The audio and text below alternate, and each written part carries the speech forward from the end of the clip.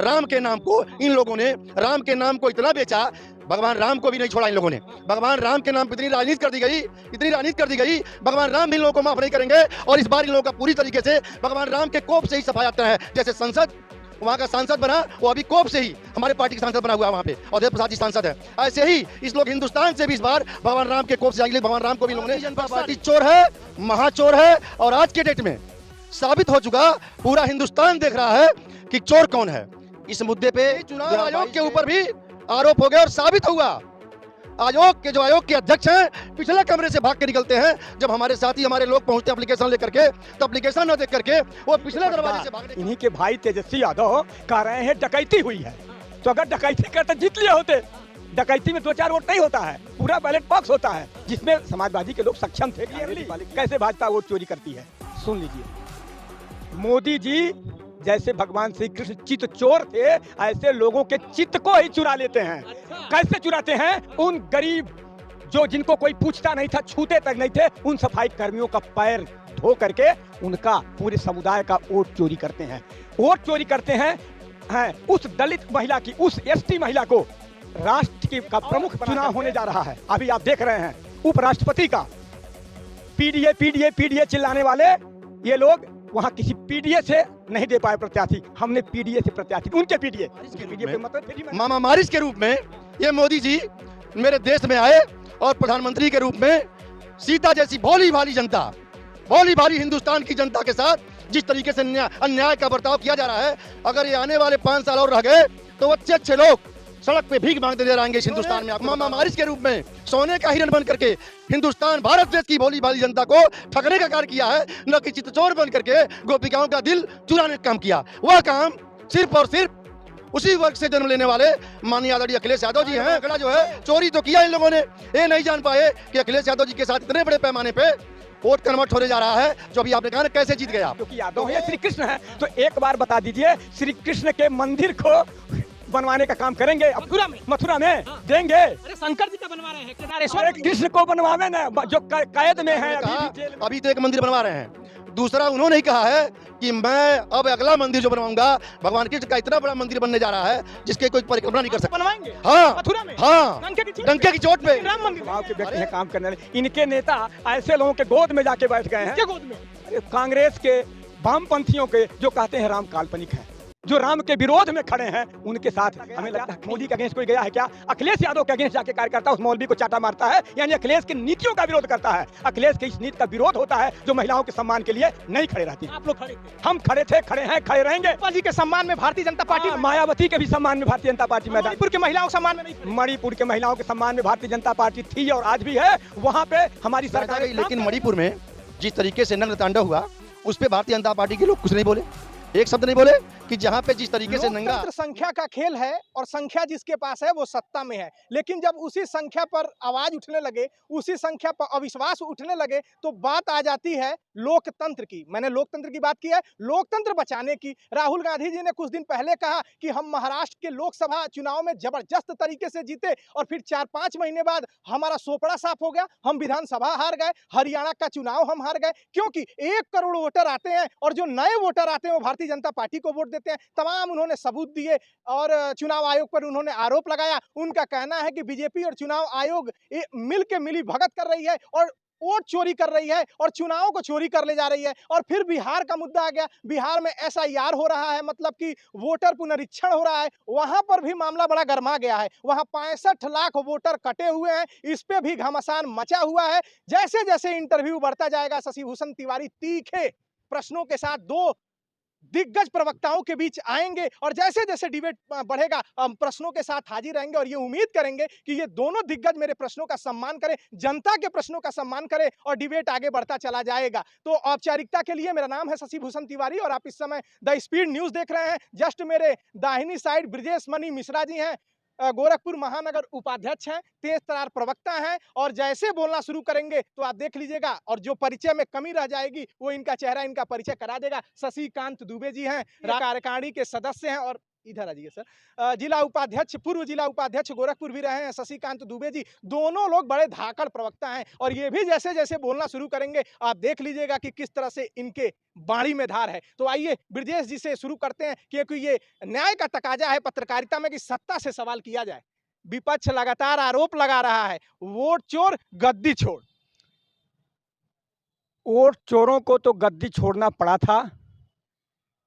जो भी चोर हैं, चोरों को तो गद्दी छोड़ना पड़ेगा ही, चाहे चारा चोर गद्दी छोड़े, चाहे अन्य प्रकार के चोर गद्दी छोड़ें। जिस प्रकार से बिहार में आवाज़ आई लालू जी की चोर गद्दी छोड़, पूरे भारत नहीं विश्व में अगर चारा चोर के रूप में कोई विख्यात है तो लालू जी विख्यात हैं। वो गद्दी छोड़े, आगे भी गद्दी उनको छोड़ना, अपनी ही बात को कह रहे हैं। अरे वो लोग कह रहे हैं कुल चुनाव आप लोग लूट ले रहे हैं, वोटरों का हक मार ले रहे हैं, इलेक्शन कमीशन से आपका गठबंधन है। अब एक बात और बता दूं, अब सुनिए, थोड़ा ये विषय एक गंभीर है, थोड़ा इसमें दिमाग लगाने वाला विषय है। SIR इंडिया में पहली बार हो रहा है। पहली बार नहीं हो रहा है, हाँ। 10 बार हुआ है और बिहार में 2003 में हो गया था। अच्छा, वही बता रहा हूं। नियत पे आपके सवाल उठ रहा है कि इतना जल्दी क्यों? सुन लीजिए, बिहार में हो रहा है SIR, पहली बार नहीं हो रहा है, कई बार हुआ है। अब आप बताइए, अभी तक भाजपा के ऊपर आरोप पहली बार आप लगा रहे हैं SIR का। तो SIR हम कह रहे हैं, आप SIR कर रहे हैं वोट चोरी करने के लिए, ठीक? यानी अगर हम SIR में सफल हो गए तो हम वोट चोरी कर ले जाएंगे, उनका कहना है। फिर कैसा आरोप लगा रहे हैं कि यूपी में SIR नहीं हुआ, बाकी जगह SIR नहीं हुआ, वहां भी वोट चोरी की बात कर रहे हैं। मतलब बिना SIR के भी वोट चोरी। अगर हम बिना SIR के वोट चोरी करने में सक्षम हैं, then why we are going to SIR। यानी उनका कोई कॉन्सेप्ट ही क्लियर नहीं है, वो जो कहते हैं उसी में फंस जाते हैं। कह रहे हैं हमने लोकसभा में चोरी की, विधानसभा में चोरी की, इसके पहले SIR नहीं हुआ। तो अगर हम बिना SIR की चोरी कर सकते तो फिर में SIR क्यों करेंगे? यही प्रश्न मैं पूछना चाहता हूं। आज तक किसी ने पूछा नहीं होगा। राहुल जी बता दें, अखिलेश जी बता दें, एनीबॉडी बता दें इस विषय। अखिलेश जी तो कह रहे हैं 18,000 हमने एफिडेविट दिया था शपथ पत्र के साथ, उसका क्या हुआ? अखिलेश यादव जी को इतनी फुर्सत नहीं है कि शपथ पत्र दें। शपथ पत्र नहीं दिया है? दिखाएं, कहीं कहीं दिखाया उन्होंने कौन सा शपथ पत्र दिया है? अरे 18,000 दे दिया था। चुनाव आयोग दिया था, किसको दिया था? किसी को नहीं दिया था, दिया नहीं था, कुछ नहीं दिया था। इतनी फुर्सत नहीं। समाजवादी पार्टी के नेता से इनका कहना है 18,000 जो शपथ पत्र था आपने दिया ही नहीं है। अभी भारतीय जनता पार्टी के मेरे सम्मानित साथी ने कहा कि चोर गद्दी छोड़, तो आज मैं बता दे रहा हूं आपको इस पंथ पार्क में कि अब चोर गद्दी छोड़ने जा रहा है। कौन चोर है, कौन गद्दी? भारतीय जनता पार्टी चोर है, महाचोर है, और आज के डेट में साबित हो चुका, पूरा हिंदुस्तान देख रहा है कि चोर कौन है। इस मुद्दे पे 2022 के इलेक्शन में, आम चुनाव में, हमारे नेता समाजवादी पार्टी के राष्ट्रीय अध्यक्ष आदरणीय श्री अखिलेश यादव जी ने 18,000 शपथ पत्र दिया कि देखिए वोट में, वोटर लिस्ट में घपलेबाजी हो रही है। उस पर कोई कार्रवाई नहीं करती है केंद्र में बैठी सरकार और चुनाव आयोग। चूंकि चुनाव आयोग एक निष्पक्ष आयोग होता है, वो किसी भी मतलब दल के प्रति उसका ये नहीं होता, वो निष्पक्ष होता है कि भाई जो भी चीज़ें आ रही हैं, कंप्लेंट्स आ रही हैं, तो उस पर कार्रवाई की जाए। लेकिन हिंदुस्तान के इतिहास में पहली बार ऐसा आया कि चुनाव आयोग के ऊपर भी आरोप हो गए और साबित हुआ। आयोग के अध्यक्ष हैं पिछले कमरे से भाग के निकलते हैं। जब हमारे साथी, हमारे लोग पहुंचते हैं एप्लीकेशन लेकर के, तो एप्लीकेशन न देख करके वो पिछले दरवाजे से भागने का काम करते हैं, जबकि कोई और होता तो सामना करता। 18,000 में से लोग कहते हैं कि मैंने 14,000 का आपका, अभी मेरे साथी ने कहा कि दिया ही नहीं। अगर दिया नहीं तो 14 का कहां से आपने जो है कंप्लायंस नोट किया कि नहीं मैंने आपका निस्तारण कर दिया। दूसरी बात, आज श्री राहुल गांधी जी के एक एफिडेविट पे हाय तौबा मची। अखिलेश यादव जी ने 18,000 दिया, लेकिन ये भारतीय जनता पार्टी के लोगों ने तनिक भी उस पर गौर नहीं किया। ये बात अब पता चली कि चुनाव आयोग के सामने हम लोग कहते रहे, धरना देते रहे, लेकिन पता अब चला कि पूरा चुनाव आयोग बिक चुका है। पूरा चुनाव आयोग खुद चोर है। चुनाव आयोग खुद भारतीय जनता पार्टी के साथ मिलकर के इस देश के साथ, देश के जनमानस के साथ, देश की आम जनता के साथ, आम आवाम के साथ वो लोग गद्दारी कर रहे हैं। शशिकांत जी अब सवाल पूछ लीजिए, इतना तीखा बोले तो थोड़ा सा उसी जो आपका ना बेईमान चोर चुनाव आयोग, उसी चुनाव आयोग के रहते हुए जी। आपने 37 सीटें जीती। स्वर्गीय मुलायम सिंह यादव जी जब 2004 में मुख्यमंत्री थे तो आपने हाईएस्ट 34 या 35 सीटें जीती थी। इसी जहां घपला हो रहा है, जहां घोटाला हो रहा है, उसी चुनाव आयोग के बीच आप 37 सीटें जीत जाते हैं। देखिए, जनता जान चुकी है, जहाँ पे अभी उपचुनाव भी हुआ है, अभी उपचुनाव भी हुआ, देख लीजिए कि देखिए उपचुनाव में भी हमने देखा जब करीब 6 सीटों का 7 सीटों का चुनाव हुआ बीच में। 10 सीटों पर चुनाव सुनिए हुआ। सुनिए बीच में इधर, अच्छा। ठीक है? और उन चुनाव में इसमें भी घपलाबाजी किया इन्होंने, लेकिन जहाँ वोट के अंतर इतना ज़्यादा हो जाएँगे, भाई चोरी करने का आपने तो सिस्टम बनाया। इन्होंने सिस्टम क्या बनाया? अभी जो इन्होंने यूपी में किया, बिहार में जगजाहिर हुआ। इन्होंने हर बूथ से देख लिया कि ये कांग्रेसी माइंडेड या समाजवादी पार्टी के माइंडेड कितने वोट हैं यहाँ पे, कौन-कौन से इनके उस टाइप के वोट हैं, 100-100 की लिस्ट बना ली इन्होंने। ठीक है? उस आंकड़ा के साथ कि इतना होगा काट दूंगा मैं, मेरा प्रत्याशी निकल जाएगा। लेकिन जहाँ पे वोट का अंतर इतना ज़्यादा हो गया कि आपके पुलिस एसओ और सीओ लेकर के दौड़ाते हैं, संभल जैसी जगहों पर लेके दौड़ाते हैं बंदूक, और इसके बाद भी वहाँ पे सफलता इनको नहीं मिलती है। वो केवल वोट का अंतर था। वोट का अंतर जब बहुत ज़्यादा हो जाएगा, तो जान इनकी नहीं पाए। ये जान नहीं पाए कि इतना वोट का अंतर हो जाएगा, नहीं तो वहाँ भी चोरी हो जाती। अच्छा, ये लोग समझे कि इतने होगा, हाँ। लेकिन ज्यादा होगा। हाँ, ज़्यादा हो गया। जनता का झुकाव समाजवादी पार्टी के प्रति, जनता का प्रेम इतना ज़्यादा हो गया कि इन लोगों के सोच से परे हो गया, नहीं तो उसमें भी लोग घपला कर दिए होते। आप घपला किए थे, घपला में सफल नहीं हुए। आपको लगा था कि इतना कर लेंगे, हम आ जाएंगे, लेकिन इनका कहना है कि बम्पर आक्रोश था और आप लोगों को मुंह की खानी पड़ी। अब ये कह रहे हैं चोरी, इन्हीं के पटीदार, इन्हीं के भाई तेजस्वी यादव कह रहे हैं डकैती हुई है। हाँ। तो अगर डकैती करते जीत लिए होते। हाँ। डकैती में 2-4 वोट नहीं होता है, पूरा बैलेट बॉक्स होता है, हाँ। जिसमें समाजवादी के लोग सक्षम थे, कांग्रेस भी पहले किया करती थी। उनके बैलेट चोरी। अरे पूरा इसीलिए बैलेट चाहिए उनको ना, हाँ। बक्सा लेके भागा करते थे, इनको इसीलिए बैलेट चाहिए। यूपी की बात कर रहे हैं। मैं यही की बात कर रहा हूँ। अखिलेश यादव जी ने कहा कि चोरी इतनी बम्पर, अखिलेश सुन लीजिए यादव, खूब बोलिएगा, प्रश्न में हाँ, सुनिए। जी। उनका कहना है कि जो उपचुनाव हुआ है हाँ। 10 सीटवा पे, उस पे पुलिस ने प्राइवेट ड्रेस में जाकर वोट दिया, अधिकारी वोट दिए जाकर। एक को प्रमाण दिया है किसी ने? एक भी प्रमाण दिया है? हाँ। एक को प्रमाण दिया है? देखिए, कहने के लिए तमाम सारी चीजें हैं। वोट चोरी कैसे भाजपा करती है मैं बता दूं? पता? चोरी होती हाँ, वो अच्छा, कैमरा कैमरा होती है। बता दीजिए। कैमरे में बता रहा हूँ चोरी भाजपा। बताने जा रहे हैं। Yes, I am going to tell you clearly कैसे भाजपा वोट चोरी करती है। सुन लीजिए। मोदी जी जैसे भगवान श्री कृष्ण चित चोर थे, ऐसे लोगों के चित्त को ही चुरा लेते हैं। अच्छा। कैसे चुराते हैं? उन गरीब जो जिनको कोई पूछता नहीं था, छूते तक नहीं थे, उन सफाई कर्मियों का पैर धो करके उनका पूरे समुदाय का वोट चोरी करते हैं। वोट चोरी करते हैं उस दलित महिला की, उस एसटी महिला को राष्ट्र की का प्रमुख बना करके आज आदिवासी भारतीय जनता पार्टी के साथ है। वोट चुराने का ये तरीका है। कोविंद जी को राष्ट्रपति बनाते हैं भारतीय जनता पार्टी, एक पिछड़े वर्ग के मोदी जी को केंद्र में बैठाती है। अभी एक और चुनाव होने जा रहा है, अभी आप देख रहे हैं उपराष्ट्रपति का। पीडीए चिल्लाने वाले ये लोग वहां किसी पीडीए से नहीं दे पाए प्रत्याशी, हमने पीडीए से प्रत्याशी, उनके पीडीए कोई मतलब फिर भी मैं नाम दे रहा हूँ। अच्छा, वहाँ आपके पास पीडीए है। मैं उनका पीडीए जो है उसकी बात कर रहा हूँ। उन्हीं के जिसको पीडीए कहते हैं, यानी पिछड़ा से हमने राष्ट्रपति का, उपराष्ट्रपति का उम्मीदवार दिया है। यही नहीं, अगर अखिलेश यादव वास्तव रूप से पीडीए की बात करते हैं तो ऐलान करें कि पीडीए से ही अगला प्रधानमंत्री का उम्मीदवार उनका होगा। पीडीए खुद है पिछड़े। नहीं है, वो ईडी के लिए, राहुल जी के लिए दौड़ रहे हैं। अच्छा। वो जो जनेऊधारी ब्राह्मण कहते हैं अपने आप को, उनको बनाने के लिए अखिलेश चले। यादव जी पीडीए नहीं है। भाई अखिलेश यादव राहुल गांधी को प्रधानमंत्री का उम्मीदवार बनवाए थे, आगे भी बनवाएंगे।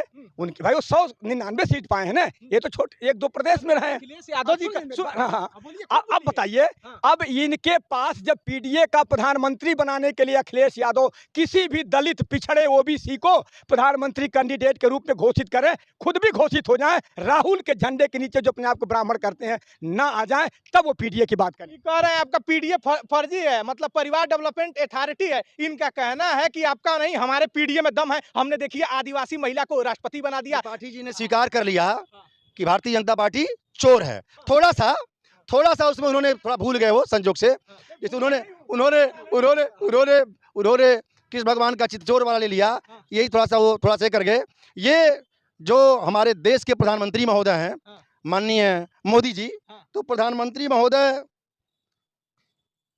ये चितचोर जो बोले, वो मामा मारिच के रूप में ये मोदी जी मेरे देश में आए और प्रधानमंत्री के रूप में सीता जैसी भोली भाली जनता, भोली भाली हिंदुस्तान की जनता के साथ जिस तरीके से अन्याय का बर्ताव किया जा रहा है, अगर ये आने वाले 5 साल और रह गए तो अच्छे अच्छे लोग सड़क पे भीख मांगते नजर आएंगे इस हिंदुस्तान में। आपको बता रहा हूं कि इन्होंने मामा मारिच के रूप में सोने का हिरण बन करके हिंदुस्तान भारत देश की भोली भाली जनता को ठगने का कार्य किया है, न कि चितचोर बन करके गोपिकाओं का दिल चुराने का काम किया। वह काम सिर्फ और सिर्फ उसी वर्ग से जन्म लेने वाले माननीय आदरणीय अखिलेश यादव जी हैं, जो इस हिंदुस्तान देश प्रदेश की आम आवाम के प्रेम और व्यवहार और उनके समर्पण के चलते आज देश की तीसरी बड़ी सबसे ताकत बन के उभरे, जहां पे इन लोगों का पैमाना फेल हो गया, जहां इन लोगों का आंकड़ा जो है चोरी तो किया इन लोगों ने, ये नहीं जान पाए कि अखिलेश यादव जी के साथ इतने बड़े पैमाने पे वोट कन्वर्ट होने जा रहा है। जो अभी आपने कहा ना कैसे जीत गए आप,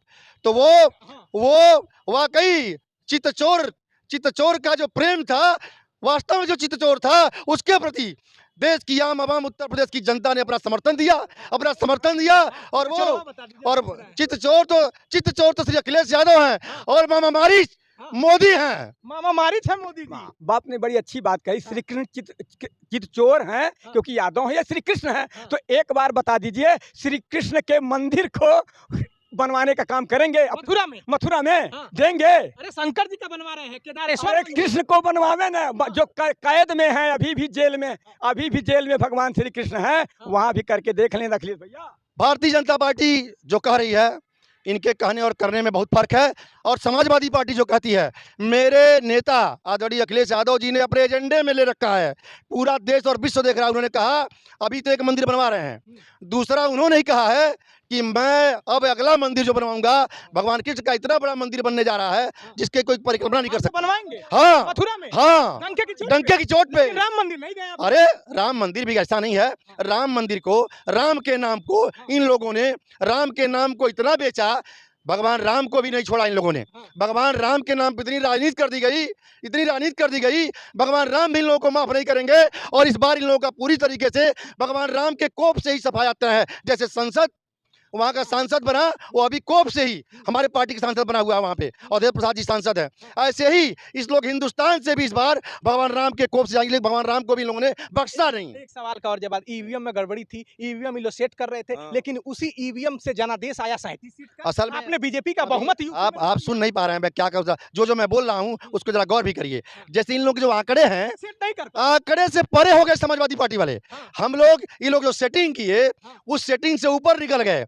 देश ये लोग जो सेटिंग किए, हमारे यहाँ की आम आवाम क्या प्रेम और मोहब्बत इतना ज्यादा जग गया समाजवादी पार्टी के प्रति, श्री अखिलेश यादव जी के प्रति। इनका जो आंकड़ा था 100 और 150 50 का, वो फेल मार गया। कम काट लिए, इतना लोग कम काटी। लोग जाने कि 100 में 125 से मार लेंगे, लेकिन जब देखिए करीब बाप रे बाप, ये तो जहां हम 100 सोचे थे, ये 500 करोड़ पड़ रहा है। ये तो सब जो है अखिलेश यादव जी ने कहा तो यही ले जा रहे हैं। अखिलेश यादव जी ने कहा कि अभी निष्पक्ष चुनाव नहीं हुआ, नहीं तो हम 50 सीट जीते। हाँ बिल्कुल कहे, इसलिए कि जो ओटवा की मार्जिन जो लोग चोरिया किए हैं, आज जो चोरी साबित हो गई, पूरे देश की जनमानस देख रही है कि अरे बाप रे, देखिए वहां के मुख्यमंत्री, विपक्षी सारे लोग हतोत्साहित हैं। आज इनके जो प्रबल सपोर्टर हैं, नायडू जी और नीतीश कुमार जी, ये स्वयं ये लोग जो है, स्वयं ये लोग, अभी देखिए मध्यावधि चुनाव होने जा रहा है, मैं आपको बता रहा हूँ आज ही, ये समय नोट कर लीजिएगा। यह देश में पूरे 5 साल सरकार नहीं चला पाएंगे, 2 साल से तो यही बस गिरने जा रही सरकार। ये सरकार गिरेगी।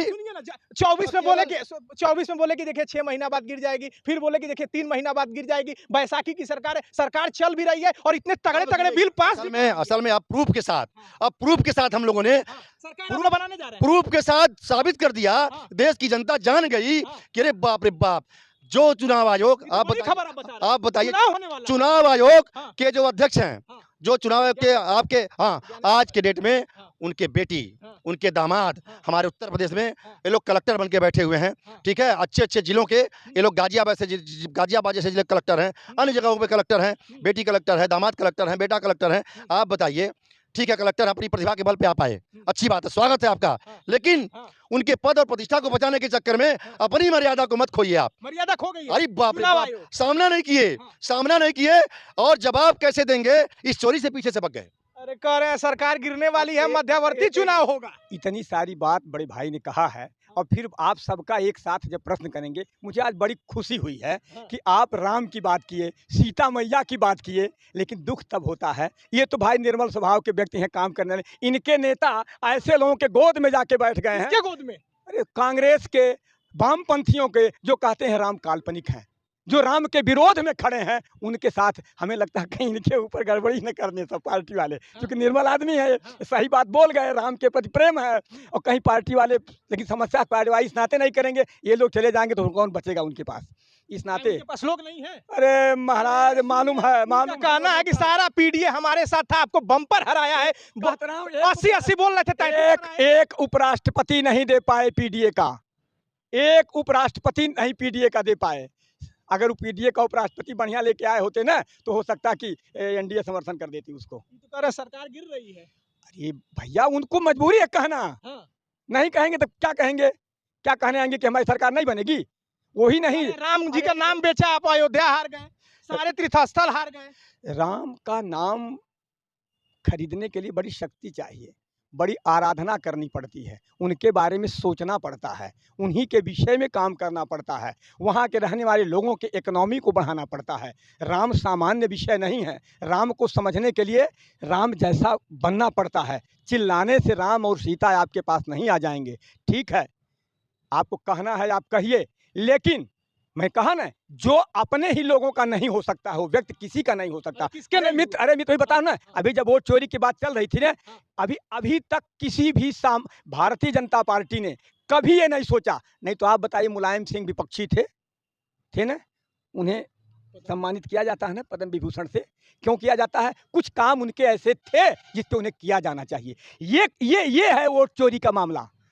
ऐसे लोगों को हम आगे लेके आ रहे हैं, जो जिस विधा में पारंगत है, वो किस धर्म का है, अभी देख लीजिए, किस पार्टी का है, कितना अमीर है, गरीब है, क्या है, ये नहीं देखा। जो पद्म विभूषण और तमाम ऐसे पुरस्कार दिए गए हैं, जैसे ऐसे लोगों को आप देख रहे हैं, सोशल मीडिया पे भी चीज़ें हैं, क्या इसके पहले आपने कभी कल्पना किया था कि ऐसे लोगों को कभी दिया जाता था? अभी तक केवल जो अरिस्टोक्रेट टाइप के थे, जो बड़े परिवार के थे, जो नेहरू के टेम्परामेंट पे चलने वाले लोग थे, जो बड़े परिवार, जो समाज में जिनका केवल था, जिन्होंने व्यक्ति कि सब कुछ अच्छा करे, वोटवा काट ले रहे हैं।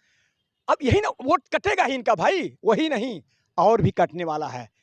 अभी आप देख लीजिए, हाँ, सब इनके वोट खत्म होने वाले हैं।